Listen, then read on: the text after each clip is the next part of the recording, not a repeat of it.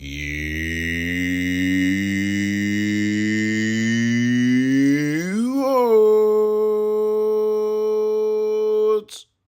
Greetings, fellow Watford fans. Omar here, and it's time for another edition of the Orns Friday Focus on Swansea City versus Watford. That is tomorrow afternoon. It's an early afternoon kickoff in South Wales as the Hornets travel for the second time in this young championship season and take on this Swans side, who are going to be a tricky outfit to deal with.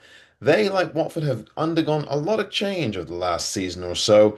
In fact, at least a dozen people are expected to be out the door for Swansea, although they have just picked up a new signing who is going to be a tricky outfit. Boy, the whole team's going to be. Swansea are a team that aren't easy to break down. They have had some recent success against the Hornets over the last few games, and they just came off of a win last weekend in the championship, as did your Golden Boys, who are going to have at least the comfort of knowing that they do have some players who can definitely turn the tables. Nestori Irankunda, of course, is one of them, and in defense, we've seen the likes of Kevin really graduate to the brilliance that we always have suspected from him. I certainly had high hopes for him last season, but his great season last season could have been even better had it not been curtailed from with injuries. Well, Watford would be hoping to continue what they did in the previous game against Queen's Park Rangers last week as they come into Swansea against a side, as I said, who will give them a lot of trouble. They are aggressive, Swansea,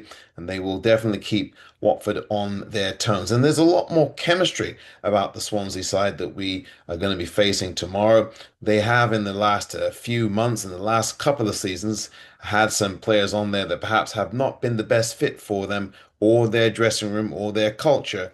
And now, definitely, there's going to be a chance to change that culture at Swansea with some of the new signings that what Swansea are bringing in, including this new signing that they have definitely will be a part of wanting to show and prove that he belongs. I forget his name, Marco something. I think his last name. I forget what his last name is. But all I know is that Swansea's last name tomorrow is going to be something that rhymes with win because I think they will pose a real threat to us tomorrow. Watford, I think, can do a lot with this game if they apply themselves the way they have in the last game when they started out so well against QPR, looking to build on that. And the way they defended in the second half makes me think that this might not be so straightforward for Swansea after all. So I'm going to go with a Watford draw with Swansea tomorrow. A Watford draw with Swansea tomorrow. That's what my pick will be. I picked a draw last weekend and got that wrong. I'm going to pick a draw this weekend and maybe I'll get that wrong too. And hopefully Watford will end up winning tomorrow against Swansea. But Swansea are a team that are to be taken very seriously. And given Watford's recent record against them, I'm going to stick with a 1-1 draw, which, by the way, would be an improvement for Watford over what they did against Swansea the last time they played them at Swansea City Stadium.